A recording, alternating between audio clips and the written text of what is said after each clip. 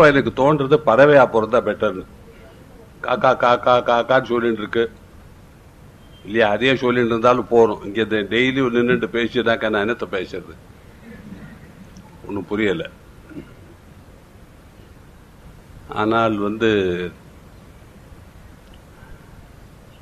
சகஜ மார்க்கத்தில் எங்க குருநாதர் சொல்லியிருக்கார், பேச்சுக்கே தேவையில்லை, பேச்சு தேவையில்லை, படிப்பு தேவையில்லை. ஏன்னா அது குழப்பத்தை தான் ஏற்படுத்துறது. இப்ப நேற்றுக்கு கூட திருப்பூர்ல ஒரு சகோதரன் சொன்னார், என்னுடைய புஸ்தகங்களை படிச்சா 10 வருஷம் முன்ன ஒண்ணு சொன்னது இன்னைக்கு மாற்றி சொல்றேன், அதுக்கு விரோதமாவே சொல்றேன். அதுதான் வாழ்க்கை. பகலுக்கு தொடர்ந்து இரவு, இரவு தொடர்ந்து பகல், மாறி மாறி தான் வரும். சத்தியம்னா ஒரே சத்தியம் கிடையாது, சத்தியம் மாறிட்டே வருது. இப்ப ஒரு பேஷண்ட் வைத்தியர்கிட்ட போய் கேட்கறான், நான் பிழைப்பேனா சார்? ரொம்ப உறுதியா நீ பிழைக்க மாட்டேன்னு நான் போயிடுவான். அது நிஜம் சொல்ற வேண்டிய வேலை இல்லை. பொய்ய சொல்லி அவன் உயிரோடு இருக்க செய்யறது தான் அங்க திறமை, கலை, விஞ்ஞானம், மருத்துவ துறையில நம்ம பெற்ற இது என்ன சொல்றது, சக்தி. அதனால எப்ப பொய் சொல்லணும், எப்ப நிஜம் சொல்லணும், அதுதான் சத்தியம்.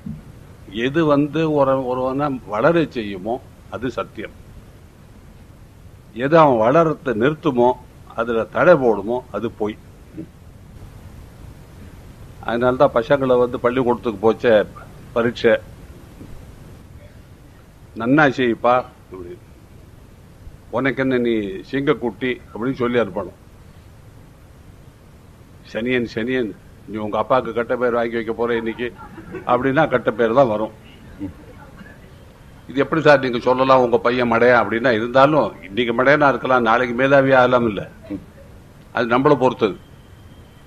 அதனால பேசுறவா நம்ம ஒருத்தர்ல ஒரு ஆர்வத்தை உருவாக்கி அந்த மார்க்கத்தில் இன்னும் மீண்டும் மீண்டும் பிரவேசிச்சு அதுல எதிர்க்க போக முடியாத ஒரு சக்தி, ஒரு எந்தூசியாசம், மனோபலம் கொடுக்கணும். சாஸ்திரத்துக்கும் குரு சொல்றதுக்கும் அதான் வித்தியாசம். சாஸ்திரத்தில் இது செய்யக்கூடாது, அது செய்யக்கூடாது, இது செஞ்சால் நரகத்துக்கு போவே, இதெல்லாம் நமக்கு தெரிஞ்ச விஷயம். இப்ப நரகத்துக்கு போவேன்னு படிச்சுட்டு அதை செய்யாதவன் யாரும் இல்லை. பார்த்துக்கலாம் ஐயா, நரகம் இன்னைக்கு வரப்போறது, இன்னைக்கு அனுபவிப்போம் அப்படின்னு தான் சொல்றான். இதுவே சிகரெட் பிடிக்காத கேன்சர் வரும்னா 100ல 10 பேரான்னு கேட்பான். ஏன்னா இன்னைக்கு பாதிக்கக்கூடிய விஷயம். அதனால நம்ம கட்டுரைகள், போதனைகள் இதெல்லாம் சொல்லணும்னா இன்னைக்கு அது ரெலவெண்டா இருக்கணும். இன்னைக்கு நம்ம வாழ்க்கையில அதனுடைய ஒரு ஸ்தானம் இருக்கா, ஒரு இடம் இருக்கா? எதிர்காலத்தை பார்த்துப்போம். நீ இன்னைக்கு ஒரு மாங்கோட்டை போட்டியானா 25 வருஷம் அதுக்கப்புறம் நீ பழம் சாப்பிடலான்னா, சாமியா நாம போய் கடையில் வாங்கி சாப்பிட்டுக்கிறேன், இதுக்கு என்னத்துக்கு ஒரு கொட்டையை போடுவானே, தண்ணி ஊத்தி இல்லையா? நானா தான் சொல்லுவேன்ப்பா, நிச்சயமா சொல்லுவேன். நான் என்ன விவசாயம் பண்றதுக்காக வந்திருக்கேன், மாம்பழம் சாப்பிட வந்திருக்கேன். சோ நம்ம சொல்றது இன்னைக்கு ரெலவெண்டா இருக்கணும்.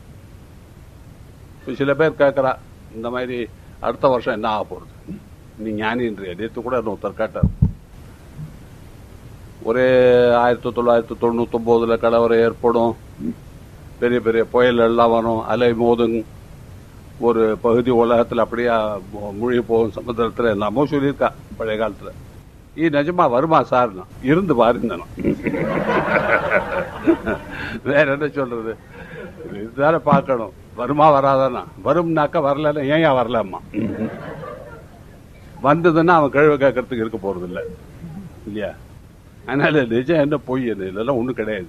நம்ம இருந்து நம்ம அனுபவிச்சு நம்ம போக வேண்டிய இடத்துக்கு போய் சேர்றது தான் நம்மளுடைய ஒரு உற்சாகத்தோடு ஒரு கடைபிடிக்க வேண்டிய ஒரு மார்க்கம். இதுல எதிர்காலம் எப்படி இருக்கும் அப்படின்னாக்க, எங்க குரு சொல்வார் பாபுஜி மகாராஜ், எல்லாம் நன்னா இருக்கும்னு சொல்லிட்டு இருப்பார். ஏன்னா நன்னா இருக்காதுன்னு சொன்னா அவனுக்கு தக்குன்னு படுறது, ஐயோ இப்படி சொல்லிவிட்டானே இல்லையா? இப்போ கேலரியில இருந்து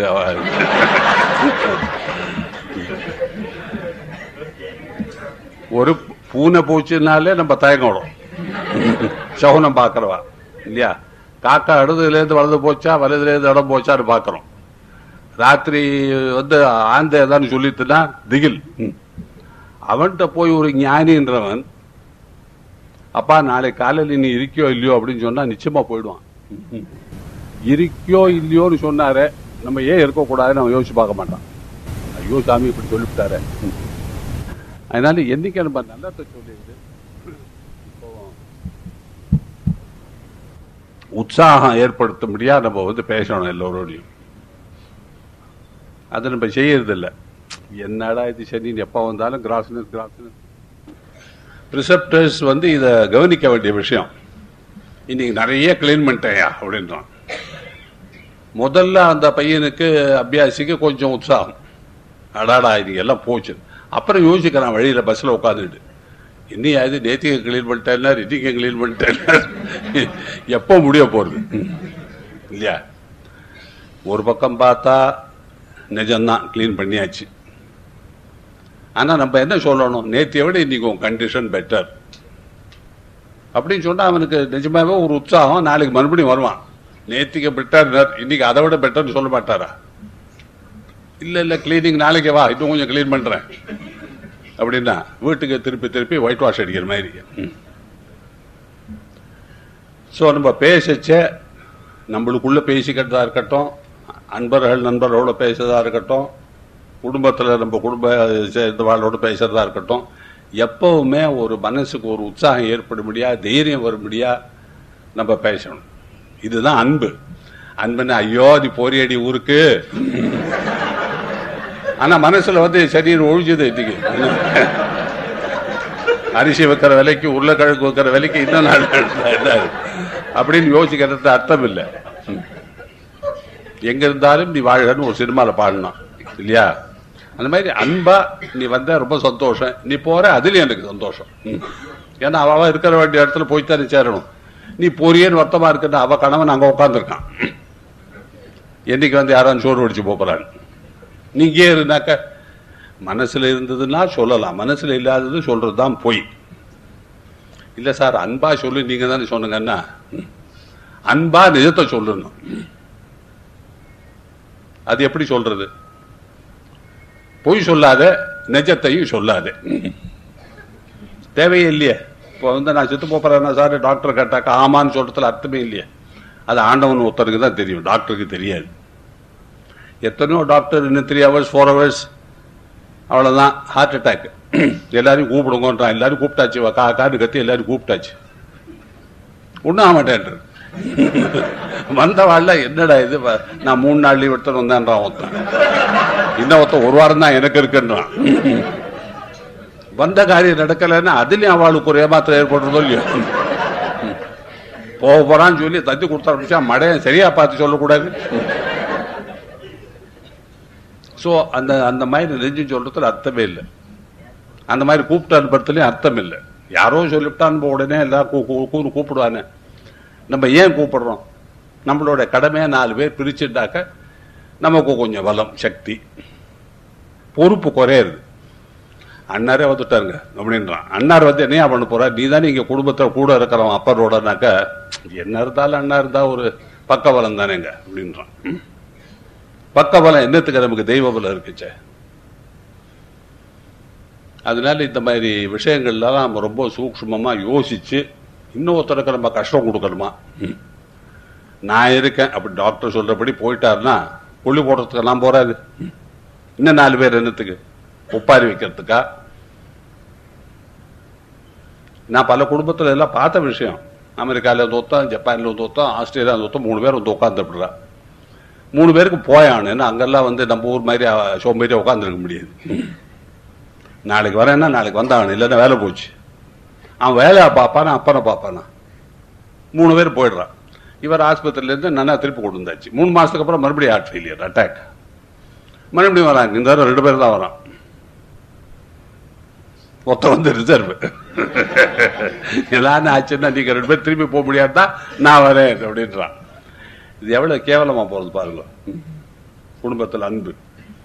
அதனால ஹார்ட்டால நமக்கு ஃபீலிங் இருந்தா, அது குழந்தை பிறக்கிறதா இருக்கட்டும், பெரியவா மறையறதா இருக்கட்டும், எந்த சந்தர்ப்பத்திலையும் ஹிருதயத்தை பார்த்துட்டு ஹிருதயம் போனா போகணும், ஹிருதயம் போகாத போகக்கூடாது.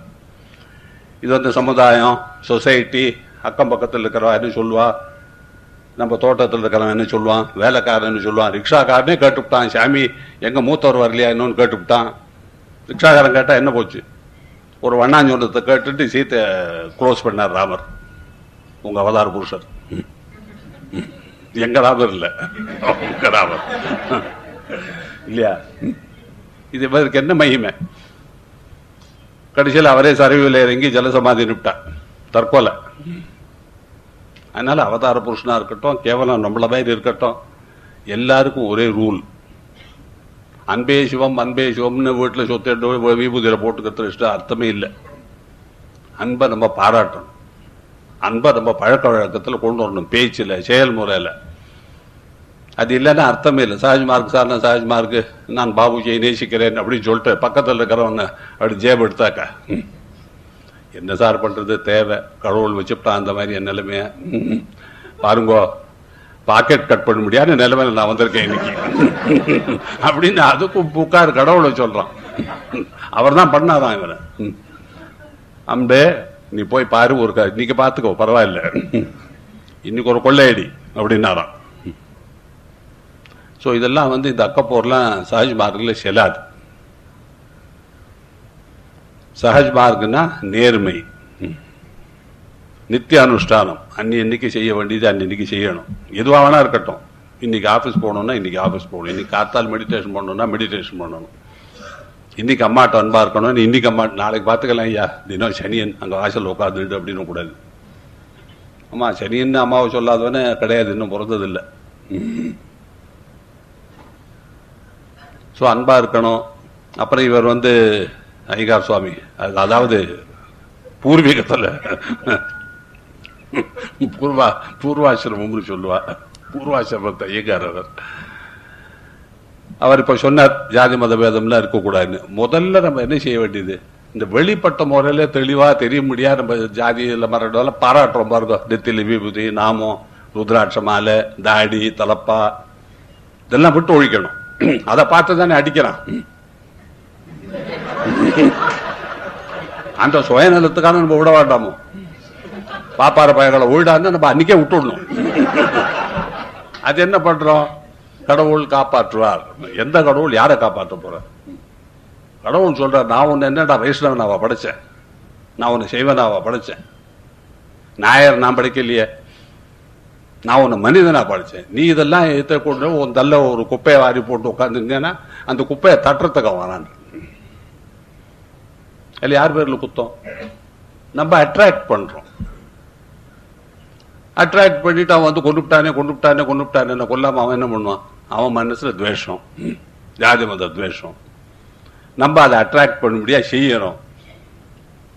எப்படி பெண்களை ஓஹோன்னு ட்ரெஸ் பண்ணிட்டு வெளில போகாத, 4 பேர் பார்க்கக்கூடிய முடியா வச்சுக்காதுன்னு சொல்ற மாதிரி நம்ம குடும்பத்துல இந்த காலத்துல உத்தரம் எல்லாம் பாராட்டுறது கிடையாது. சும்மா இருமா நீ அந்த காலத்து கழுவி அப்படின்ற. உனக்கு என்ன தெரியும், அப்பெல்லாம் லிப்ஸ்டிக் இருந்ததா, ரூஜ் இருந்ததா கேட்கறோமோ இல்லையா? பெண்மணிகளை கேட்கிறேன். சோ எதுலயுமே ஒரு அட்ராக்ஷன் வரக்கூடாது. பணக்காரா பணம் இருக்கிறதா பாராட்டிட்டு ஓஹோன்னு வாழக்கூடாது. 2 மெர்சிடிஸ், 4 ஓப்பல், 4 பேர் கண்படும். கண்பட்டா அதுக்கு பூசணிக்காய் வச்சா போறாது. பூசணிக்காயோட ஒருத்தரும் போக மாட்டான். என்னடா இவன் அனுபவிக்கிறான், நான் பக்கத்துல செவுத்து கரண்ட் இருக்கேன், நான் பட்டினியா கிடக்கிறேன் அப்படின்னு தோணுமா தோணாதா அவனுக்கு?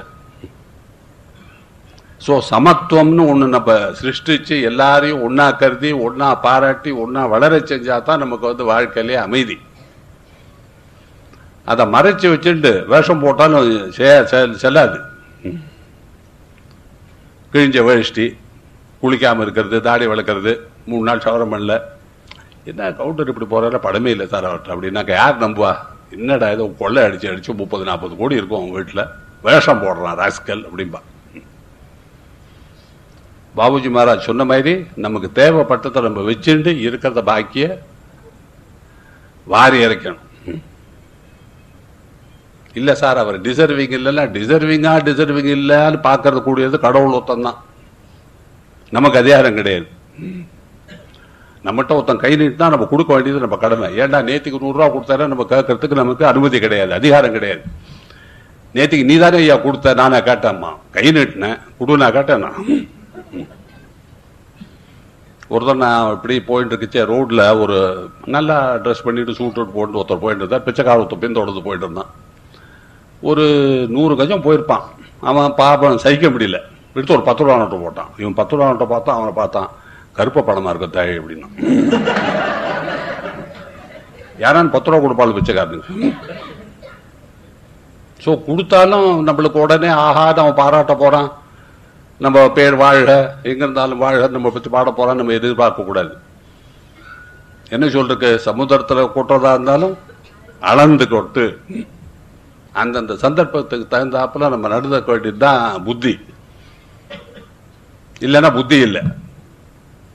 சும்மா என் நண்பன் பார்க்கணும்னு ஒரு சாவரன் தூக்கி கொடுத்த பிச்சைக்காரனுக்கு அவனும் சேர்த்து நினைப்பா, கொள்ள அடிச்சிருப்பான் போல் இருக்கு.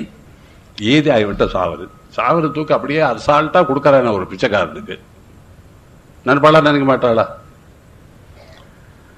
சோ அந்தந்த சிச்சுவேஷன்ல என்ன தேவையோ அதை செய்ய வேண்டியதான் புத்தி மத்தி எல்லாம். அதை செய்யறது தான் நன்மை, அதை செய்யறது தான் அன்பு. இதை மீறி ஒண்ணும் கிடையாது லைஃப்ல. வாழ்க்கையிலே இதான் சத்தியம், இதான் நம்ம உணர வேண்டியது, இந்தபடிதான் நம்ம நடக்க வேண்டியது. அதனால சஹஜ் மார்க்கத்தில் நான் அபியாசி அப்படின்னு பேட்ச் போட்டு சுத்தத்தில் அர்த்தம் இல்லை, செயல்முறையில வரணும். என்ன சார் இவங்களெல்லாம் பார்க்குறேன், இந்த பேட்ச் போட்டவங்களாம் ஒரு தனிப்பட்ட ஒரு மனிதர்களாக இருக்கிறார்களே, எங்க பார்த்தாலும் அந்தந்த சந்தர்ப்பத்தில் உச்சிதமா என்னமா நடந்துக்கணுமோ அப்படியே நடந்துக்கிறாள் அப்படின்னு கேட்க முடியாது நம்ம இருக்கணும். அப்போ பாபுஜி மகாராஜுக்கு ஒரு பெருமை. யார் அவங்க குருன்னா தலை குடிஞ்சு வழங்குவாங்க. இப்ப என்ன சொல்றாங்க, என்னமோ பாபுஜி லாலாஜின்னு படத்தை வச்சு சுத்துறாங்க. அதே கொள்ளை, அதே ஜாதி மத துவேஷம், அதே நாடாரா போப்பான், நாயக்கரா போப்பான், பாப்பானா இருக்கான். சொல்வாளா மாட்டாளா? நீங்கெல்லாம் இருந்து நம்ம மிஷனுக்கு ஒரு பிரதாபம் வரணும், ஒரு பேர் புகழ் வரணும்னா இப்படி நடந்தா வருமா? பின்ன ஏன் செய்யறீங்க? இன்னைக்கும் என்கிட்ட வரவா பொண்ணு இருக்கா, 26 வயசாச்சு, நாடாரா இருந்தா தேவையில்லைன்னு நான் தலையை சொல்லிட்டேன். அப்ப நீயே பார்த்து கொண்டு விட்டுருந்தான். எங்கிட்ட என்ன நாடார் பேங்க் இருக்கா, நாயக்கர் பேங்க் இருக்கா? ரெண்டும் இல்லை. எங்கிட்ட பசங்க இருக்காங்க. ஒரு பெண் ஒரு ஆணை கல்யாணம் பண்ணிக்கணும்னா அதை நம்ம பண்ணலாம். அதுக்கு ஜாதியை சொல்லி அந்த ஜாதியில பிரிவை சொல்லி இல்லையா, அதுல இன்ஜினியரா இருக்கணும் இப்படிலாம் சொன்னாக்க இங்க வராதுங்க. நீங்களே செஞ்சுக்கோ, நீங்களே வாழ்ந்துக்கோ, நீங்களே சட்டை போட்டுக்கோ, டைவோர்ஸ் ஆட்டம் என்னமோ 6 படி ஆட்டது. ஸோ சஹஜ் மார்க்கம்னா இது அத்தனையும் சேர்ந்தது, உள்பட்டது. நான் ஒரு காலத்தில் பிராமின்ஸ் தான் ரொம்ப ப்ரெஜுடிஸ்ட்னு நினைச்சேன். பாக்கி இதிலெல்லாம் ஒன்றும் குறைவே இல்லை, இன்ஃபேக்ட் அதிகம். ஸோ அதனால இதில் நான் பெருமைப்படுறதுக்கும் ஒன்றும் அர்த்தம் இல்லை. நாங்கள்லாம் நாடார் மாறலாம் அப்படி செய்யறது இல்லைங்க அப்படின்னு சொல்றதுக்கு நம்மளுக்கு வாய்ப்பு கிடையாது. அவங்க முறையில் அவங்களுக்கு ஒரு ப்ரைடு. இவன் அவனை சொல்லிக்கிறான், அவன் இவனை சொல்லிக்கிறான். அதனால ஃபர்ஸ்ட் நம்ம என்ன தூக்கிடணும், வெளியில தெரிய முடியாத இந்த அடையாளங்கள்லாம் இருக்க, மதத்த அடையாளம், ஜாதி அடையாளம், இதெல்லாம் ஒழியணும். அது ஒழிஞ்சாதான் பப்ளிக்லியான நம்மளுக்கு ஒருத்தருக்கு ஒருத்தர் ஒரு வித்தியாசம் இல்லாம இருக்கும். இல்லைன்னா நாமத்தை போட்டு வீபதி போட்டு ருத்ராட்சத்தை போட்டு நம்ம சிவாயன்னு சொல்லிட்டு பெரிய பக்தன் பாரு, எப்ப பாரு வாயில சோறு எடுத்து போச்சுக்க ஓம் நம்ம சிவாயின்னு சொல்றாராம். இதெல்லாம் இந்த பருப்பெல்லாம் வேகாது சஹஜ் மார்க்கத்தில். அதனால முதல்ல இதெல்லாம் தூக்கி ஜன்னல் வழியா எரியுங்கோ, ஒரு நேர்மையான வாழ்க்கை வாழ கத்திக்கிங்கோ. அப்போ மிஷனுக்கு நீங்க இருந்தா பிரயோஜனம். இப்ப மிஷன் உங்களுக்கு பிரயோஜனம். நல்ல அபியாசிகளாய் இதுல ஆன்மீக முன்னேற்றம் மாத்திரம் இல்லாம சமுதாயத்தில ஒரு முன்னேற்றம் ஏற்படணும்னா இந்த மாதிரி நடந்துட்டா தான் முடியும். அப்பதான் சொசைட்டிலேயே நம்மளை ஏத்துப்பா. சஹஜ் மார்க்கம் இருந்தா இந்த ஊருக்கு நல்லது, இவாளால நம்ம சொசைட்டியை முன்னேறது. ஜாதி மத துவேஷம் இந்த ஊர்ல கிடையாது, ஜாதி மத பேதம் கிடையாது, இங்க யார் எந்த இதுல பிறந்தான்னு நமக்கு தெரியாது அப்படின்னு சொன்னா உங்களால மிஷனுக்கு பிரயோஜனம். ஸோ இது ஒரு பாரஸ்பரியம். மிஷன் உங்களை பராமரித்து உங்களை வளர செஞ்சு ஒரு மனிதனை ஆக்கி, மனிதன்லேருந்து ஒரு தெய்வீக மனிதனை ஆக்கினா நீங்க செய்யப்பட்ட கடமை மிஷனுக்கு இதான். தெளிவா தெரியும்படியா சஹஜ்மார்க் அபியாசம் ஆகணுன்றதான் நான் விரும்புறது. உங்களுக்காக நான் பிரார்த்திக்கிறது. நன்றி.